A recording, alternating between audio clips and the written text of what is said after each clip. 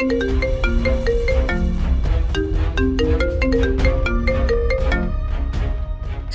Hello JD, sir. ആ news ഒന്ന് നോക്ക്. ഇപ്പൊ നോക്കാം സർ. ഉടനെ എന്തെങ്കിലും ചെയ്യണം. പിന്നെ നിങ്ങളുടെ ഐഡന്റിറ്റി ഒരു കാരണവശാലും പുറത്തു വരരുത്. സർ. ഓക്കെ.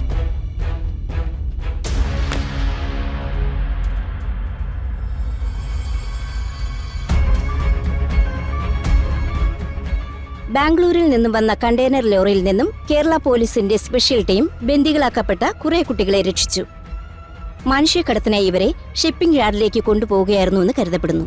പിടിക്കപ്പെട്ട ഡ്രൈവർ ആത്മഹത്യ ചെയ്തതിനാൽ കൂടുതൽ വിവരങ്ങൾ വ്യക്തമല്ല. ഈ ഓപ്പറേഷന് പിന്നിൽ പ്രവർത്തിച്ച പോലീസിന്റെ അണ്ടർ കവർ ഓഫീസേഴ്സിനെ കുറിച്ചുള്ള വിവരങ്ങൾ വ്യക്തമല്ല. ഈ സ്പെഷ്യൽ ടീമൊക്കെ ഏതാണോ? എന്നാലും ഈ പോലീസുകാരെയൊക്കെ സമ്മതിക്കണം. ഇവരിതൊക്കെ എങ്ങനെ കണ്ടുപിടിക്കുന്നോ എന്തോ. ഈ കേസിന്റെ കൂടുതൽ വിവരങ്ങൾ ഉടൻ തന്നെ പുറത്തുവിടുമെന്ന് കരുതപ്പെടുന്നു. അതൊക്കെയാണ് അവരുടെ മിടുക്ക്. കേരള പോലീസിനെ സുമ്മാവാ. നീ എന്നാ നനച്ച കേരള പോലീസെ പറ്റി? ரொம்ப സ്ട്രോങ്ങടാ.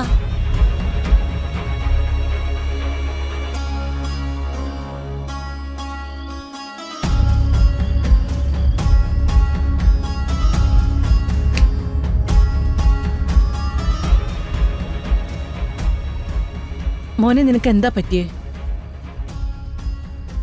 എന്തിരിപ്പായി ഇരിക്കുന്നേ? നീ എന്താ ആഹാരം കഴിക്കാതിരിക്കുന്നത്?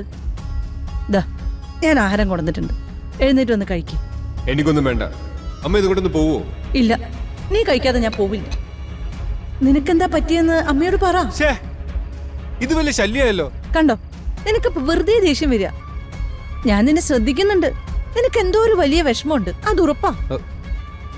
അശിതയായിട്ടുള്ള വിവാഹത്തോട് നിനക്ക് താല്പര്യമില്ലേ? അതാണോ നിന്റെ സങ്കടം? നിനക്ക് ആ പെണ്ണിനെ ഇഷ്ടമായില്ലെങ്കിൽ നീ കെട്ടണ്ട മോനെ.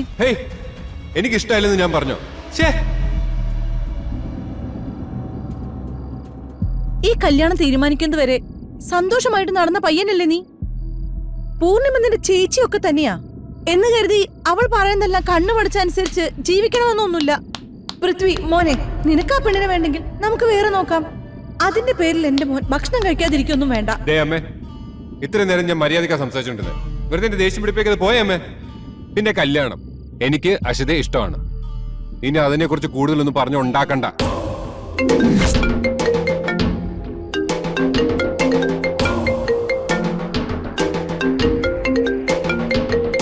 ആരാ ഫോണില്? അമ്മയ്ക്ക് ഇത് എന്തൊക്കെ അറിയണം? ഹലോ. എല്ലാം നശിപ്പിച്ചിട്ട് വീട്ടിനുള്ളിൽ ഒളിച്ചിരുന്ന രക്ഷപ്പെട്ടു എന്ന് കരുതിയോ നീ? ഏയ്, എത്രയും പെട്ടെന്ന് നീ പുറത്തേക്ക് വരണം. Hello hello hello.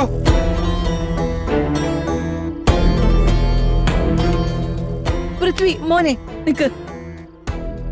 ദേ, നീ ഇത് കഴിച്ചിട്ട് പോ. വന്നിരിക്കേ, വാ, വന്ന് കഴിച്ചിട്ട് പോ. മനുഷ്യന്റെ സമാധാനം കളയാതൊന്ന് പോയേ അമ്മേ. പൃഥ്വി, കഴിച്ചിട്ട് പോ. പറയുന്നത് കേക്ക്.